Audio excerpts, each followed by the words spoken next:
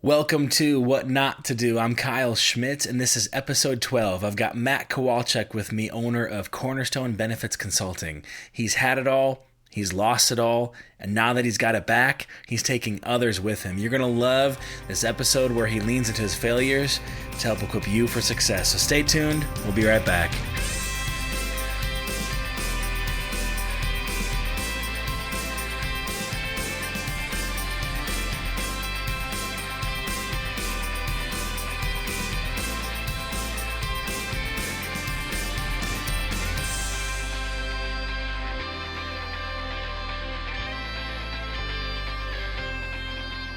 All right. So I've got Matt Kowalczyk with me today, and this is my first time at a coffee shop called The Exchange. It's here in this is technically west of here, right?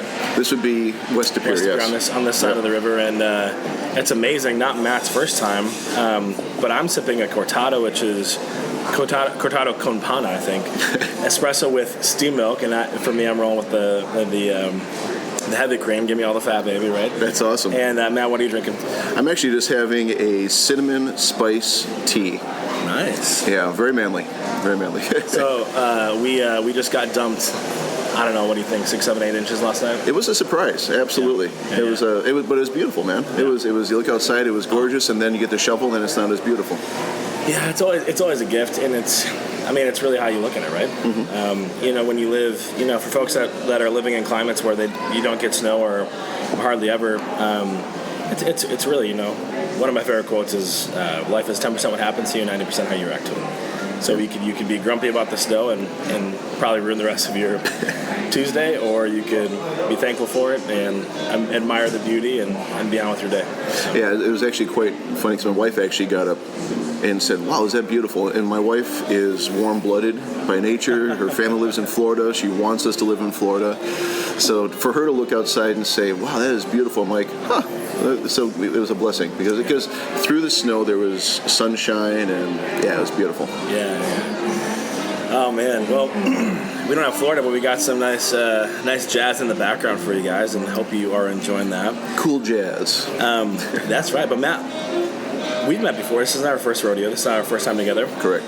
But our listeners, aside from the folks that you've shared the podcast with, probably have no idea who you are or what you do. So give us some context. Tell us about Matt. Who are you? Where do you come from? I am, first of all, I'm a child of Christ. So God has been my Lord and Savior since 2004. I'm blessed with a beautiful wife, and between the two of us, we have 5 kids. That's awesome. So we're trying to catch up with you. Kind of a Brady Bunch, right? Yeah, exactly. But as far as career-wise, started a company called Cornerstone Benefits Consulting a number of years ago, and what we do is we focus on educating people on money. We help them not be a slave to the lender and not focus on the wrong God in retirement and leave a legacy bigger than themselves. And we do that through working through protection, savings, growth, taxes, making sure that we just create balance in their life so that they can really allow themselves to find purpose in their planning. Yeah, that's awesome. That actually, it really harmonizes with what this podcast is about. You're taking financial capital and helping to teach folks how to do that, and this podcast is about cultivating human capital, right? And in the same exact ways, to leave something greater than just something for yourself, right? And how are you wielding and investing your life and your person to help others go further, faster, to leave something greater in the world than when you first found that regard. Well, I'm glad you brought that because I really had a problem with my career for a long time. Yeah. Because when you start focusing on Christ as your Lord and Savior, well, pretty soon you look at money, and money, if you focus on it wrong, can be evil. And financial planning can be about greed and gluttony and vanity and all that stuff. And so when I chose to make it more of a ministry, is when it started to have purpose. And so that's been what my goal has been ever since. Yeah, I've heard it said something along the lines of, money's a terrific servant, but a terrible master. Absolutely. And it's a great tool. And sometimes I think even, it seems like today, like, whether you're a Christian or not, sometimes we get this weird taste in our mouth about money, as if it were like something bad, and we don't want too much of it, or or wealth isn't everything in that sense. But I think of something like Solomon says, like money answers everything. And when we start to view money as a tool and how it can work for us and serve us, we realize, okay, well, hey, the more that I have, the more good I can do in the world. And that's kind of what you're doing, is helping people to not view money as a bad thing. Right. Let's restore that, and let's restore a right relationship with money, and then teach them how to wield it well in the world. Well, and the Bible mentions many different places about finances, because God knew that it was going to create a God in itself if we let it. So what we want to do is we want to try to make sure that we keep it in its place. It's just a tool, just like anything else. Just like the food we eat and the air we breathe and everything else, the cars we drive. I like driving cars. But when it becomes a god is when it starts to fit into a wrong place in my life. Exactly right. Same thing with money. Yeah. Don't let money master you. You master money. Don't let your cars master you. You master your cars. Or whatever it is. Absolutely. Blank. Yeah. That's good. That's awesome. So, are you born and raised in Green Bay? Or where are you from? Actually, originally from Milwaukee. My parents moved around a lot. So when people it's funny when they ask those security questions, what street did you grow up on? Yeah. I couldn't tell you. Couldn't tell you. There's a whole bunch of them, yeah. Probably could pick any one of them and probably be correct. No, we moved probably about 7 different states altogether, and different towns and so on. But originally, I still would call home, air quotes, Milwaukee. Yeah. But I've been in Green Bay since 1997 is when I came up here. Yeah, very, very cool. So tell us a bit just about why you do what you do. When did you kind of know that you really wanted to help people better understand and use and build their finances, leave something greater than something just for themselves? Like, kind of help us understand the why behind, why are you waking up every morning and still giving yourself to this kind of work? Well, there's 2 ways to answer that. So I'm going to answer it as why do I do it now versus why did I start doing it. But the reason why I do it now is because of the dependency that people can have on money. If people get into a situation where they're focusing on the wrong thing, it's amazing how debt can kill people, or not kill people, but ruin relationships, ruin lifestyle, ruin everything. It's amazing how taxes can do the same thing. It's amazing how people get themselves into a retirement that they're dependent on the market being good if they're going to have a good day. Yeah. Again, that's allowing money to become a god of sorts in your life. The reason why I started was totally by accident. I was doing health insurance, employee benefits. That was my main thing that we did. And went through a really tough spell, lost everything. Went through, make a short story long. What the heck, it's a podcast. Not worry about sponsorship breaks and stuff. But anyways, break it down. But 2000, early in my career, I built a very large business in employee benefits. We got to the point where we were making stupid money. Wasn't a Christian yet. Money was my god. And I got to the point where it was all about me. Went through a divorce and just said, whatever, it's all about it.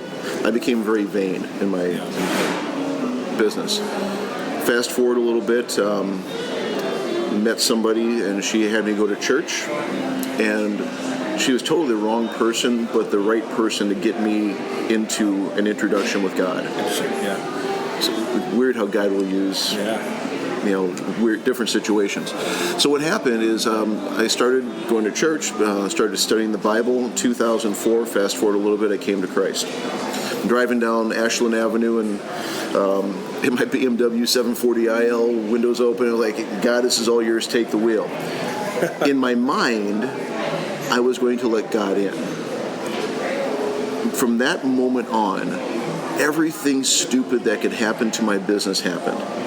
I mean, we had 300 agents and agencies that were brokering business through us, and I was an agent's agent. I was training people. It was still about Matt being on stage. It was still about Matt collecting a paycheck.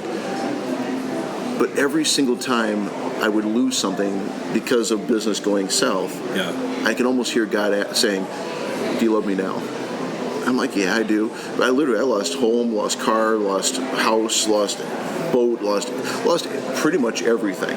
In fact, people said, "Matt, this is your Job moment." I said, "Man, have you read the book of Job? I just lost stuff, so don't wish that on me, man." But I did lose a lot. Ironically, one of my clients wanted to sell his business to his partner. And he said, "Matt, I'd like you to help me do that." And I said, "Yeah, I have no experience. Why not? I'll try it." So it ended up being a great launch into financial planning. I stumbled into it, I say by accident. God opened up a door, and I just had enough, whatever, stupidity or whatever, gullibility, whatever it was, I had enough opportunity to say, "Yeah, I think I'll take that challenge." And what we did is we ended up building a great plan. It was a great restoration. God launched me into a career that allowed me to be able to sit on both sides of the table now.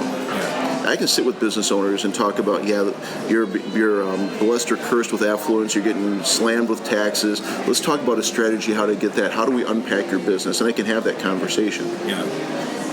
But I can also sit with the person that comes into my office and says, "Matt, I am struggling. I am struggling with debt. You have no idea what I'm going through." And I can look at them and say, "Yeah, I do. Let's walk together and get through this." So. Yeah, that's so interesting. So,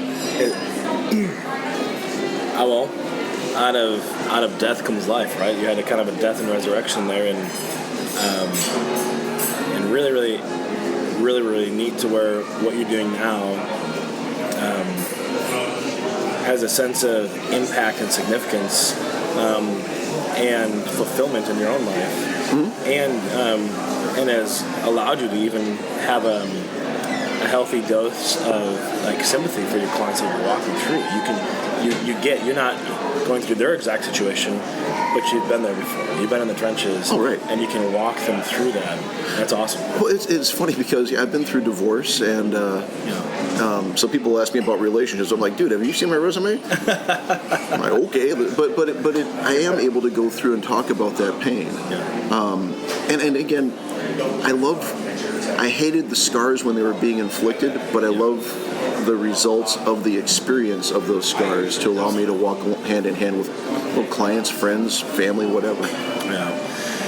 Yeah, and I mean, and again, how you're talking about it is exactly what this podcast is. You know, folks that are saying like, "Hey, I'm aspiring to build this business," or "I'm leading this group of people," or I have massive influence, and where I want to have that type of thing, and you be able to pass on some of those failures or mistakes that you've learned, those scars, even like what you're doing in your current line of work right now, to help improve somebody else's life.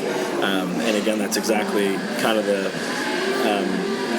I guess one of the great purposes of this podcast is to be a sort of catalyst. People that you will never probably meet and never know unless they decide to reach out to you. You could radically, just by them hearing this podcast, hearing a bit of your story, radically change the course of their lives for good, which is awesome. I'd be humbled if that happened. Yeah. That'd be awesome. Hey, this is Kyle. Well done on your decision today to be great. Those are my kiddos in the background. Hey, if you want more of this kind of content, find me on social media. We'll keep the conversation going. You can hit me up on Instagram, Twitter, Facebook, LinkedIn, at StartWithWNTD. Again, at StartWithWNTD. We'll see you there.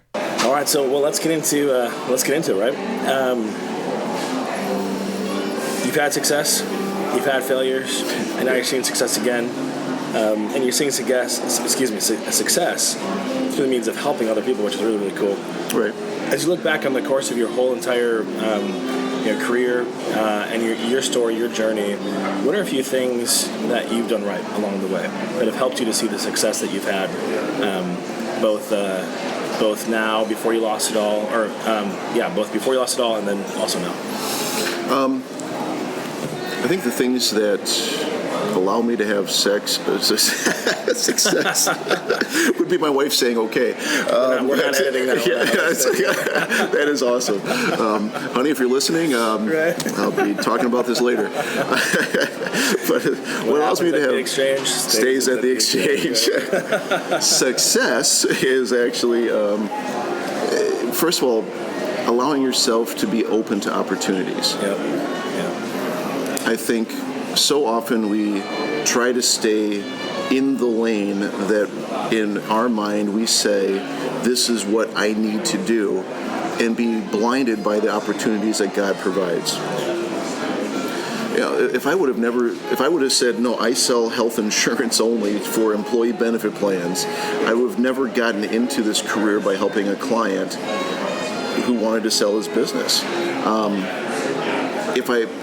If I didn't leave myself open to conversations with people who didn't fit the air quotes perfect client, I would have never been able to impact people's lives like the way I do. And if I didn't allow myself to seek ministry opportunities, because to me, business is just an opportunity to sit down with people. It's a chance to build relationships. If I focus on the wrong thing, if I focus on money first, I have to focus on the need. I have to find the need and I have to fill the need. So if I look for the need first, and I, for example, if somebody comes to my office and they say, and I say, what are some things that are important to you? And we get in a conversation, and they're struggling with debt, and I can tell that debt is the first thing on their mind. Do you think they're going to care about a mutual fund portfolio? Do you think they're going to look at, well, you should see the stock over here? They need to get rid of that pain first, otherwise they can't focus on any solutions. So I want to help them get rid of the pain, but allow them to realize what got them there in the first place so they don't do it again, and then we can focus on the rest of the planning. Yeah, that's good. Anything else that you'd say as you're looking back, the things that you've done really right in your career? When I allow God to be first. When I allow God to be first, because there's so often I'll sit there and I'll worry and I'll stress and everything else, and if I let go and let God, it's amazing how much sun you can see through the snowstorm. So you're coming from a Christian worldview, and not all our listeners are going to. So when you say put God first, can you help to give some context for what you mean when you say that? Yeah, because so often folks that might not get. Well, let me secularize this for a little bit. So often, I think it was Earl Nightingale that said, 80% of what we worry about are things that we cannot change.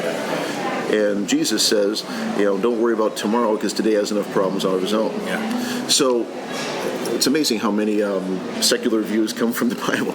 But the thing is, if we sit there and we focus on the wrong thing, and we focus on, as my dad would say, stinking thinking, if we allow that to rule our day, there's no wonder that people become unsuccessful because they allow themselves to think the wrong way. If you play baseball and you get up in the batter's box and you look at the pitcher and say, man, that guy is fast, he's going to strike me out, you know what he's going to do? He's going to strike you out. Yeah. But if you face the challenge with, what? I prepared for this. I've been trained for this. I've been blessed with an ability. Then everything else, you may fail. Yeah. But at least you go through with the right attitude. Yeah. So. Yeah, that's good. That's good. And so, what you're saying and having God first means that you get to do things His way, not just Matt's way. Right. Right. And so then, that changes the course for how that plays out, and that's really important too. So we all have a standard of ethics, right? As a Christian, right, the Bible's the standard, God's word's the standard. For someone who's not a Christian, I don't know. I mean, if you're an atheist, you probably get to make up your standard or whatever you think is, that, or you've got natural law, or if you're a different religion, that type of thing. But what you're saying is having God first is saying, look, it's not about that. I don't get to do what I want to do. I'm to love God and to love my neighbor, and I need to do things the right way to the glory of God. Right? Well, it's kind of funny because... How would you phrase that? Yeah, if I'm going to, first of all, profess my faith, and if I'm going to, air quotes, have the fish on the back of my car, I better not be the person that cuts in front of you and flips you off, right? Yeah. So is it a different standard? Unfortunately, maybe. I mean, if you look at the Bible, treat others like you'd want to be treated. Love your neighbor as yourself. If we looked at all those things that Jesus taught us to do and we apply them to business, we wouldn't have to have 9 million disclaimers on every single thing that we sell. We wouldn't have a need for most attorneys. We would be able to go, hey, if someone bugs you, go talk to them. Don't post a big bash session on Facebook. If we just lived by the simple direction and the simple truths that are in the Bible, life gets so much easier. It gets so much better. Being honest is not a bad thing. We make it difficult because the world says, oh my gosh, if you tell the truth, you're going to hurt somebody's feelings. No, you're just being truthful. You're being honest. And it's okay to be that way. It's okay to have your own opinion as long as you're not bashing somebody for what theirs is. Yeah, totally good. And a lot of that, like you're saying, a lot of what just seems common sense to everyone in life, whether you're a Christian or not, or whatever your belief is, there's a lot of overlap there. Absolutely. Respect, honor, loving your neighbor, doing what's right, not stealing, all that kind of stuff. And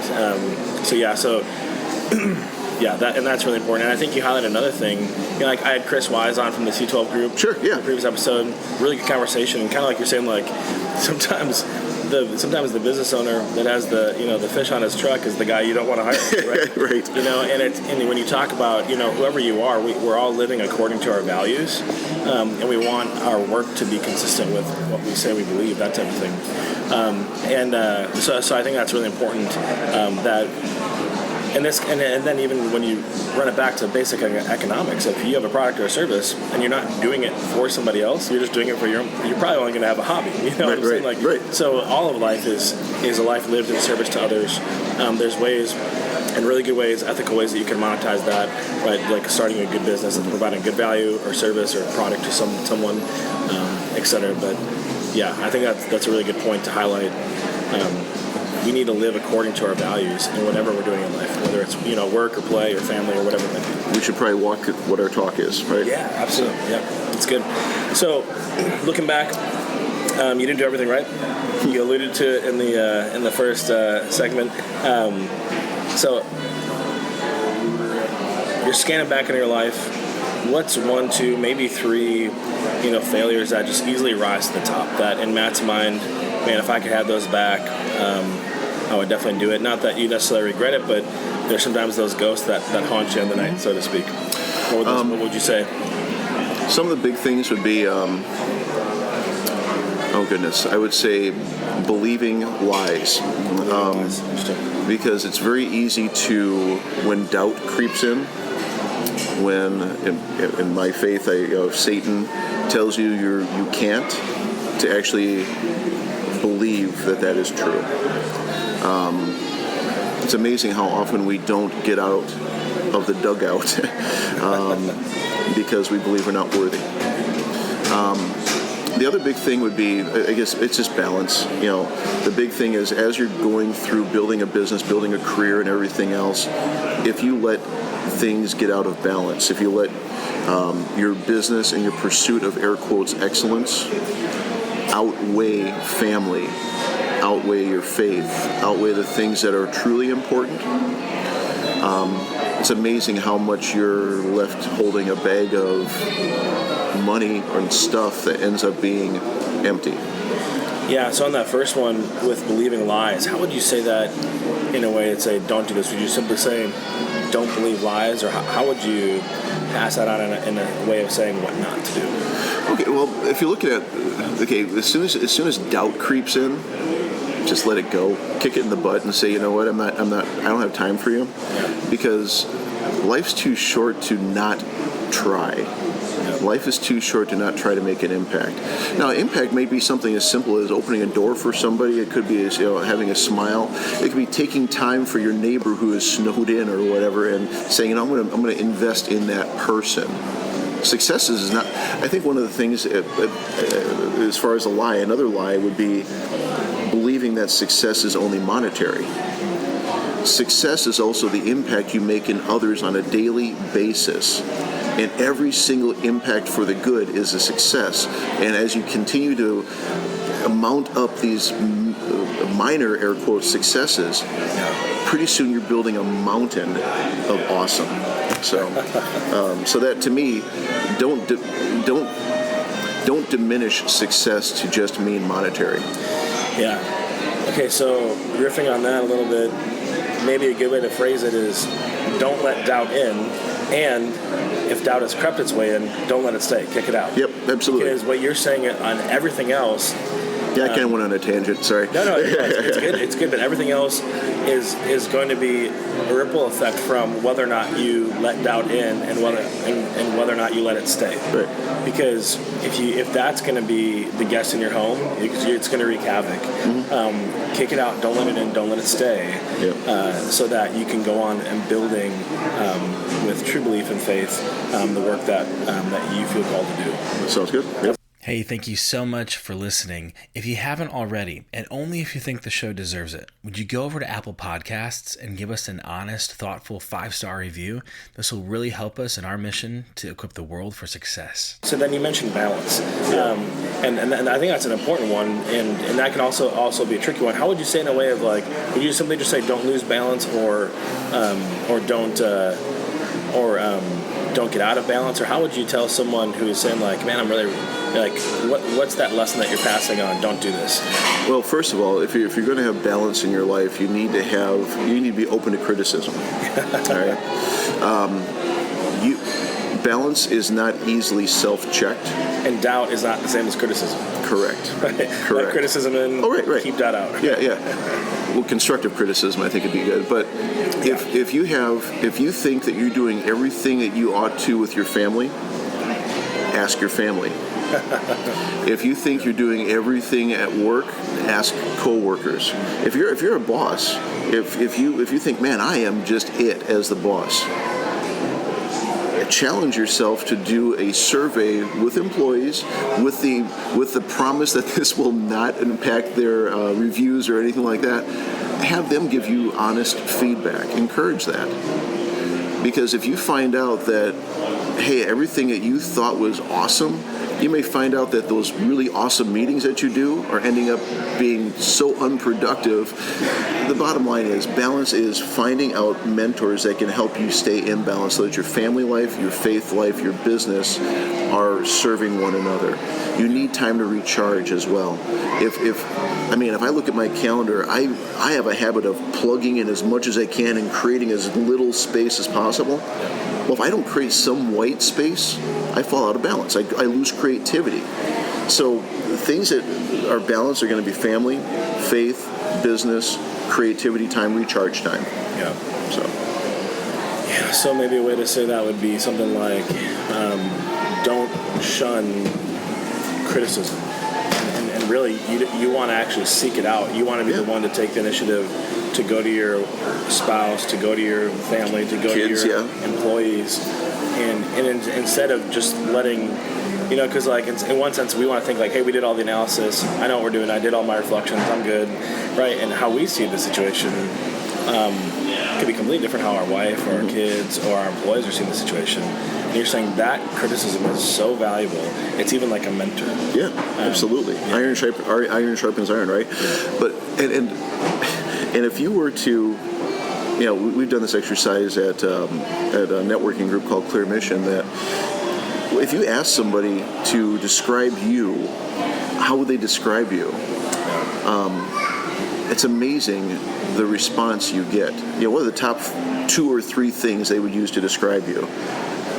And you might think you're the best Christian on the planet, or you're the best salesperson. Or you're incredibly good looking. Oh, incredibly look. People love me. But all of a sudden, somebody comes back with a comment of abrasive, or short-tempered, or something like anything that you would be like, oh, man, am I really that?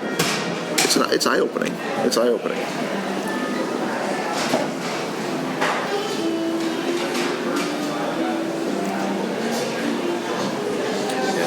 That's so good. I'm writing down, don't devalue criticism from others. And the flip side of that is you got to seek it out. we all have blind spots. We don't know. We don't know, and exactly what you're saying. And part of that, we might be afraid. We might be afraid to be confronted with who we really are. Mm-hmm. We'd rather just sell ourselves one narrative rather than have a whole or truthful narrative. But really, I think we owe it to the community around us, ourselves, our family, the world around us, to be as honest with ourselves as possible, because we're trying to be better. We're trying to actually max out our capacity. And if we're always just assuming that we have no weaknesses, no failings, no shortcomings, we're doing a greater disservice to the world, to our families, to ourselves. We're not growing. No, not at all. If you're not growing, you're dying, right? Yep. Any other failures that kind of, as you look back on your own life, lessons that you've learned that you think would be helpful for others to hear? I'm sure there are plenty out there, but with massive amounts of therapy, I've forgotten them. No, I was kidding.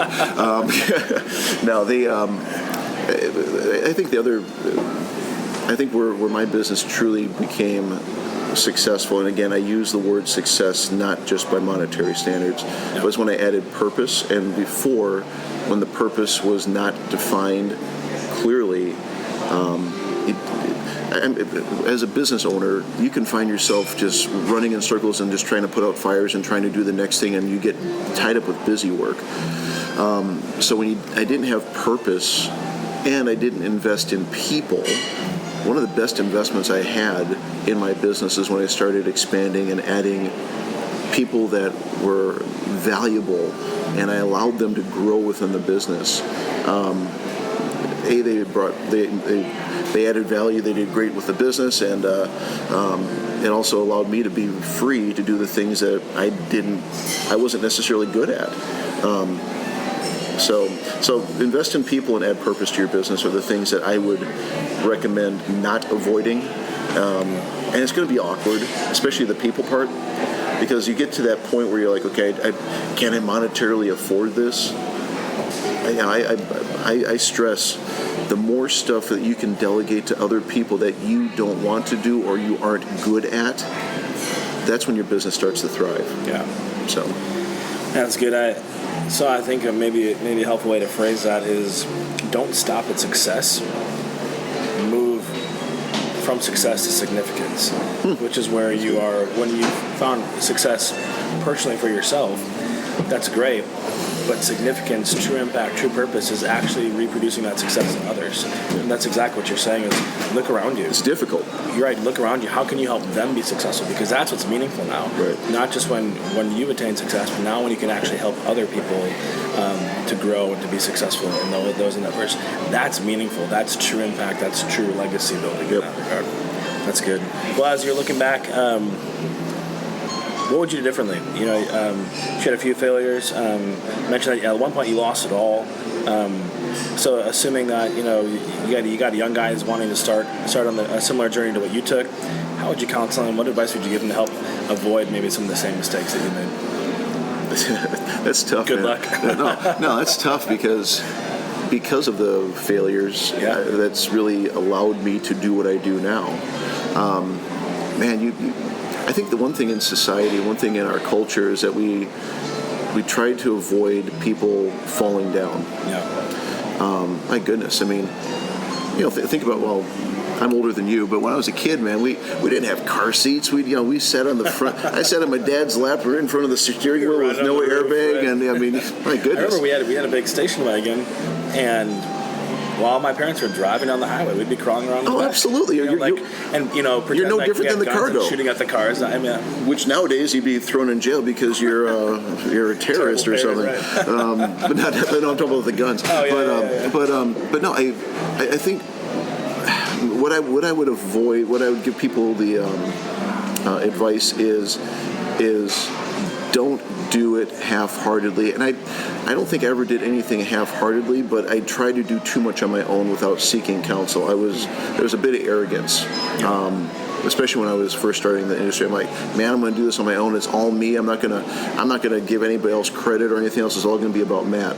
So the biggest thing is seek counsel, seek out people that are successful, make it your own, but man, if you could find other people that have the same values, the same morals, the same ethics that are successful in your industry, don't waste time struggling trying to do it on your own. So, many advisors make victory sure. I think that'd be probably the biggest thing is, don't try doing it all on your own. Yeah, that's good. I think, well, you probably heard the saying, if you want to go fast, go alone. If you want to go far, go with others. Yeah. And we have to know our breaking point. We have to know the threshold. If we're starting a business or starting on a path in life, yes, there's a lot that we have to do ourselves. But there comes a breaking point where if we're wanting to scale, if we're actually wanting to grow ourselves, grow our business, etc., we can't do it by ourselves necessarily. So, and we need wisdom and to know when that point is. And so you're saying even before we get to that point, we already need counselors, mentors in our lives helping us to understand, see things, giving us wisdom so we can be well aware of these things as we progress and grow, whether it's in business life, or family life, or whatever it might be, whatever we're aspiring to in life. It's important to have people that are giving us honest, true wisdom. They've been there. They can help us see farther than what we can see. They've been to the mountaintop, and now they're trying to help us come back up with them. Well, yeah, and even successful people could also be people that are newer in the business, younger than this, but just have a fresh outlook that we never even thought of. Yeah. I mean, for me to sit there and try to understand somebody who's 20 years younger than me, what's important to them, I don't get it. So I have to seek out their wisdom and figure out, okay, what's making them successful? What are they relating to? So the thirst for knowledge, I think, is what allows people in any industry to continue to grow and be relevant. Yeah, that's good. All right, I want to know who's next. Who do you want to hear on what not to do? Which entrepreneur, which leader, which public figure in your network do you want to hear on the show? Maybe it's you. Maybe you need to be here. So let's connect me with whomever, and we'll sit down for coffee, a beer, or even a cigar, and together equip the world for success. So you mentioned seeking counselors, seeking advice, knowing the breaking point, not trying to just go it alone or everything yourself, understanding when your time would be better spent delegating things, or part of that's understanding the strengths of others and seeing stuff that's on your plate that you could give to them that they would actually really enjoy and be really, really good at, and you're not. And so kind of understanding that also takes folks that are speaking into your life, helping to give you wisdom, maybe seeing things in ways that you don't see it, or they can see further down the road than you can, and that's helpful. And it's amazing, like in all of life, like we are inescapably influenced. We're always being shaped. It's kind of like being in a garden. If you are a rose, right? You started out as a seed, and the promise of your blossoming into that rose is wrapped up in that seed. And but your flourishing as a rose is contingent on the sun and the rain and the exposure to certain things and various threats and dangers. I think so much of life is like that, to where we all have such promise and potential within us, but depending on where we're planted, where we grow up, and what our environments are, can really determine the outcome of our lives in large capacities. So that said, I'm curious for you, and as you're looking back in your life, who was maybe a mentor or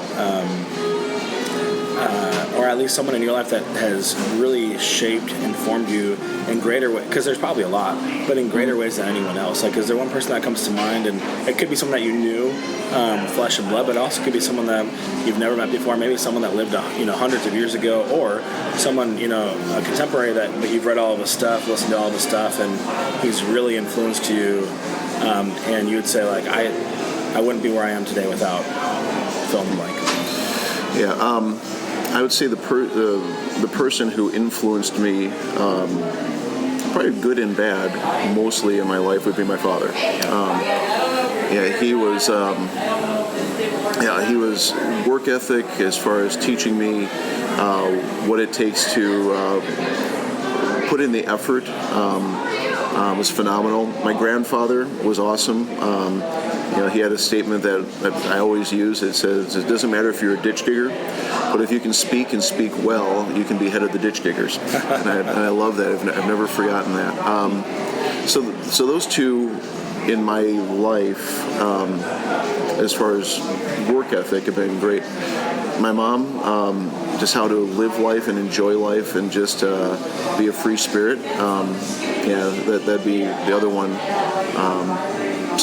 Those would be the three most influential, as far as shaping my youth to go into, what I am today. There's a whole bunch of, if this were a speech as far as the Academy Awards, I'd be going on a list. And my wife is phenomenal as far as inspiration on a daily basis of her main statement is how to be a problem solver, and so I love her for that.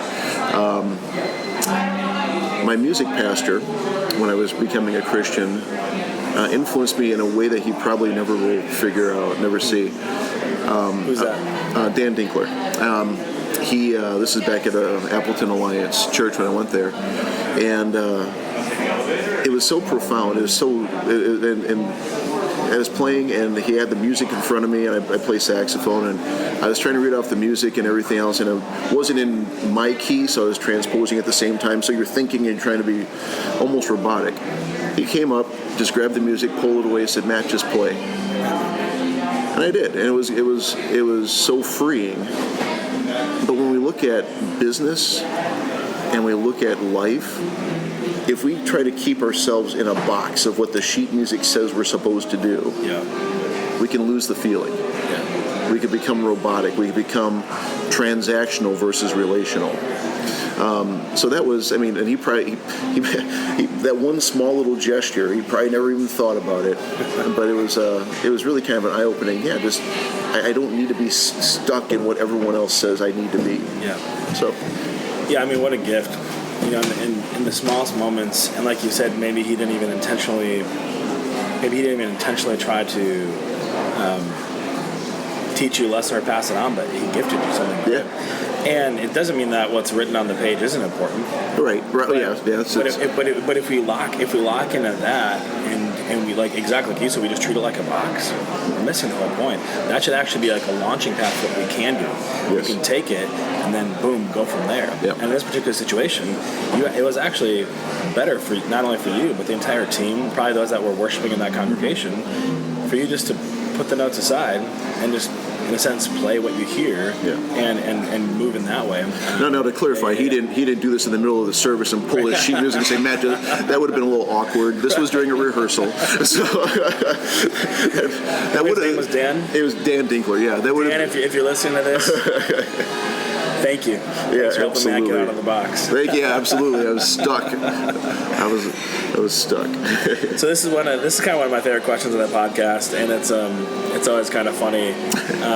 But in the day of the internet, in the age of the internet, everyone's an expert, right? Everyone can open their mouths and talk about whatever they want to talk about, right? And then they've got a platform to do it, and they can reach millions. That doesn't mean that it's good, right? It can be really destructive. I've heard the saying that sometimes the more closed-minded a person is, the more open-mouthed he is, right? Mm-hmm. As far as just the love of airing opinions and whatever it is. So I'm curious. I'm not so much interested in hearing the best advice you've been given.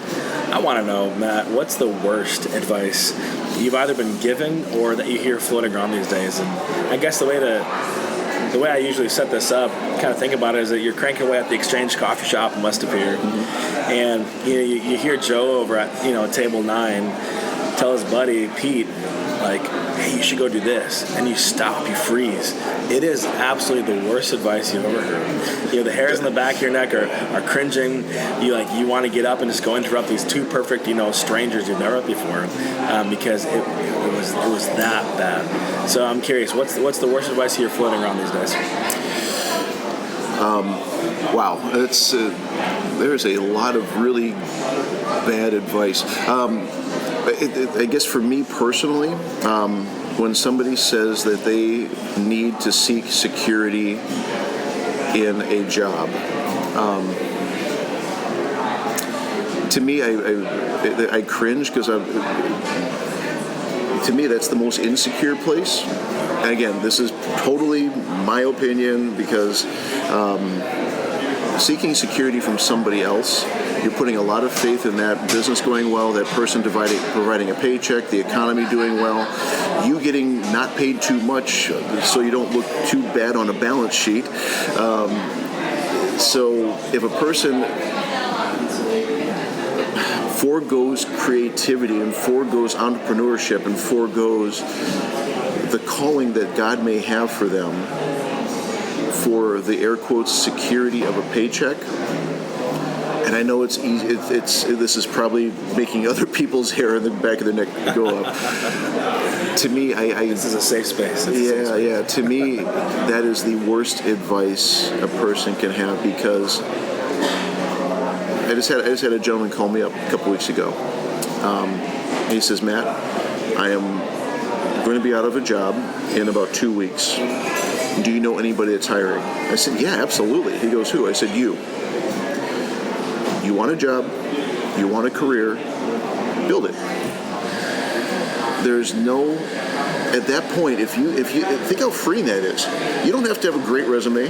You don't have to have anything other than a business plan, drive, determination, and the faith that God is going to pull you through, as long as you have a purpose behind the whole plan. So, to me, sitting there relying on somebody else for your success, I think is horrible advice. Yeah, in my opinion. Well, it is one of my main goals to give you more in use value than what I take from you in cash value. And so, man, I love that this podcast is for free. And I really hope that you are finding just incredible value. Who knows, maybe in one of these episodes, you'll take an idea that will be worth $1 million to you. And that's so awesome. If you believe in this and what we're doing here and you'd like to give, you can go to patreon.com/whatnotttodo and you can give according to your heart's desire. But seriously, every little bit helps in our mission to equip the world for success. Thank you so much. Yeah, I can agree more. And there's probably people that are listening right now that needed to hear that, right? It's actually one of the most, when we're talking about like, well, it's so risky to go out and try to do my own thing. Yeah, all of life is risk, and there are risks involved in going to your own thing. But the most riskiest position of all is trusting your life, your well-being, your cash flow, everything to somebody else. Absolutely. That could nix at any time. Now, certainly, I kind of liken it to like an indentured servitude. Mm-hmm. So, like, years ago,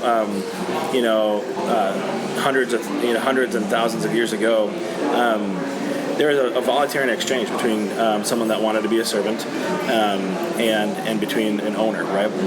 So you're talking like biblical times, like that type of thing, to where there's a contract, and the servant really liked the master. The master took good care of the servant, mm-hmm. and then pledged like 7 years to work, right? And so I almost kind of like, it's not a 1-for-1, ratio here, but I kind of like working a job today as something similar. You're voluntarily wanting to work for a proverbial master or mm-hmm. boss, right. That's going to tell you what to do and when to do it and all that kind of stuff, and you have to do it.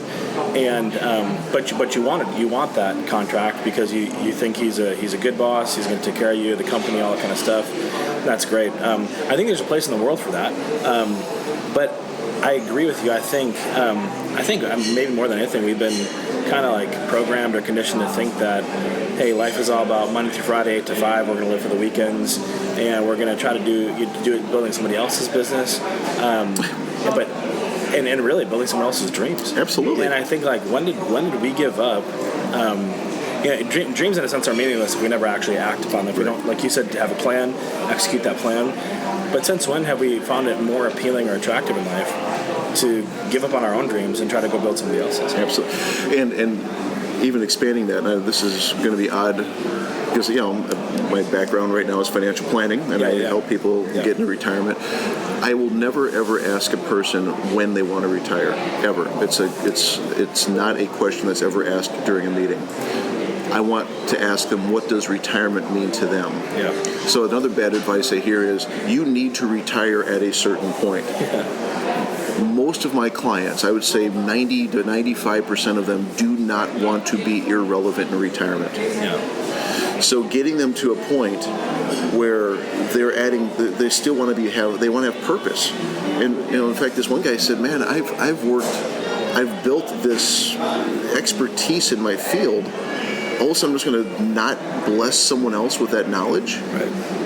why wouldn't you take and want to still make an impact?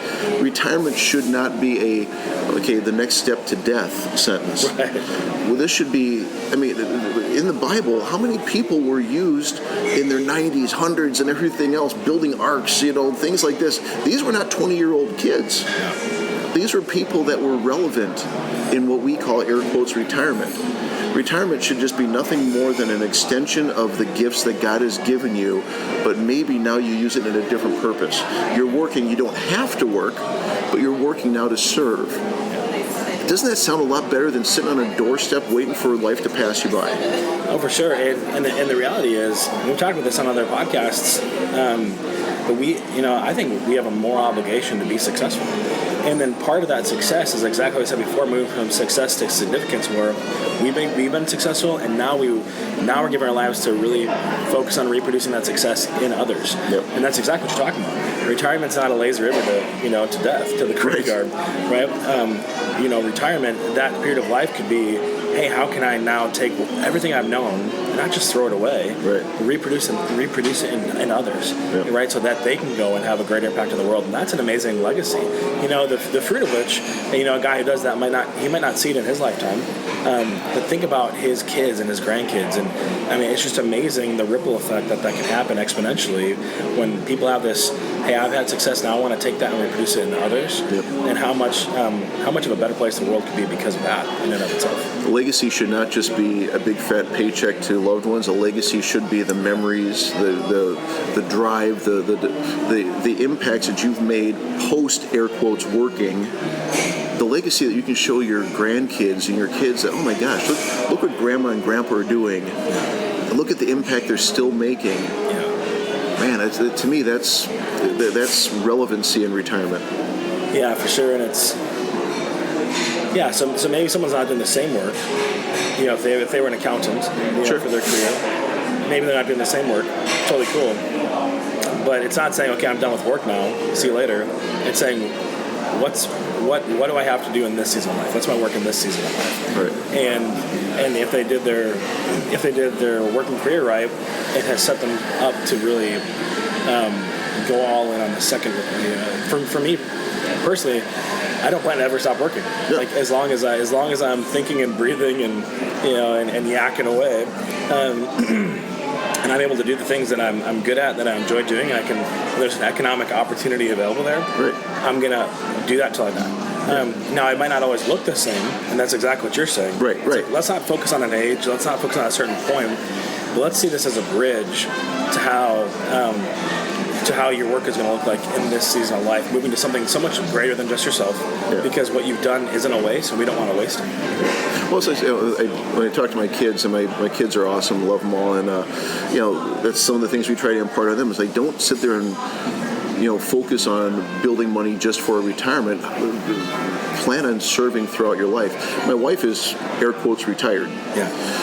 She no longer works where she was working. She was working corporate for 27 years. Now she works at the Croc. Her retirement is personal training, serving, helping people that are going through physical therapy. She put 45 hours in 1 week in her retirement, but my gosh, she loves it. She is fulfilled. And she also serves in my business too, but if you were to ask her what she does, it's not working with Matt. It's serving at the Croc, and the Croc is a health club, care facility, health club facility, kind of like the YMCA. Yeah, the Ray Kroc thing, right? Yep. Yeah, awesome. Good stuff. Man, I hope you guys are taking notes. Some really, really good stuff in that. Not while you're driving, though, please. All right, so last but not least, it's rush hour in every major city in the world. Absolutely. Billions of people are probably listening to what not to do. Take notes in rush hour. Probably this exact episode with you, Matt. But it's a traffic jam, and so naturally they're kind of looking up and around, and they fix their eyes on a billboard. 7 billion people are watching this billboard right now, and Matt, it's your billboard. What message do they see? Keep your eyes on the road. Watch where you're driving. No. Oh my gosh. I am so anti-billboard stuff. I'll be honest. It's kind of funny because most of what I do is through word of mouth, and if somebody asked me to put up a billboard, I really wouldn't know what to put up. I really wouldn't. I would say, if they're going to look at a billboard, I probably would do nothing to serve my business. I would do nothing to serve what I do. I would say, make God first, make everything else second. That'd be the billboard. That's awesome. All right, Matt. Well, this has been an absolute pleasure. If folks have been inspired by hearing your story, they want to reach out to you just to learn from you, to grab a cup of coffee, to explore doing business with you, just to learn more about what you do on that side of things, what's the best way that folks can get in touch with you? Oh, let's see. They can go online to yourcornerstone.net, or they can call 920-243-4188. That'd be the office line, and hit the prompt that says Matt. Awesome. And will if someone wanted to email, will that be on the website? Oh, no. The best place to email me, this is where you do need to pull over and write down. It's Matt.Kowalczyk. It's KOWALCZYK at yourcornerstone.net. So going back to the question of what was the biggest mistake, it was making that email as long as a stinking novel. That would be... Spell it out every time. Yeah, that's it, exactly. How many seconds of your life have been wasted away? Absolutely. Or writing it. Awesome. I wouldn't have to write it out. It's just a pure pleasure. I kind of set you up because we'll have all this in the show notes, and so it was fun listening to you spell it out for everyone on the That was awesome. Well, I appreciate that. Well, cool. So, if you want to reach out to Matt, have it there. Check out the show notes. We're also going to have Matt's top 3 books in the show notes. So if you want to learn to think a little bit more like Matt, if you've been inspired by his story and you think you want to add a few things to the reading list, check out the show notes to see what Matt recommends as some of the top 3 reads.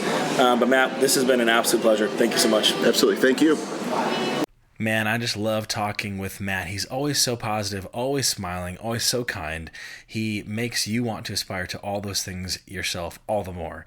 So let's recap what he told us not to do. First, Matt said, don't let doubt in. Don't let doubt in. And if it already crept in, don't let it stay. Don't let it stay. Doubt will literally cause the foundation for all you've built to crumble. It is going to undercut everything and every effort you make in life. So don't let it in. And if it's in, don't let it stay. Secondly, don't devalue criticism from others. Don't devalue criticism from others. When we get it, our pride kind of gets pricked and we want to start to put up these defensive mechanisms, etc. And we need to be able to step back and objectively ask ourselves, are they right? Is this criticism true? And if so, then we've got a great learning opportunity. And if not, then sure, we can set it aside. But it's really, really important not to devalue it or discount it from the get-go. And last but not least, don't stop at success. Don't stop at success. Move from success to significance. And again, what that is it's taking the success that you've personally experienced and reproducing that in the lives of others.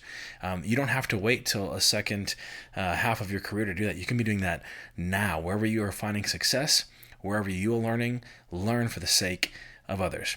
Well, I want to thank you so much for listening and remind you this isn't about me. This is about you, and this is for you. Man, I have so much joy in being able to broker these conversations and these life lessons, and I hope that you are impacted by that. Please be sharing this with others that you think would really enjoy this and be helped by it. Again, you can go over to Apple Podcasts, and if you think the show deserves it, give us a 5-star review. That would be a huge blessing to us in helping to get the word out to others. You can go to Patreon, and you can give monetarily if you want to support the show in that way. So many different ways to do it. But I thank you so much for you showing up here, you learning, and the best thing you could give to me is to take these lessons and apply them and go equip the world for success. Well, it's been said that good men learn from their own mistakes, but great men, they learn from the mistakes of others. So go and be great, and we'll see you next time.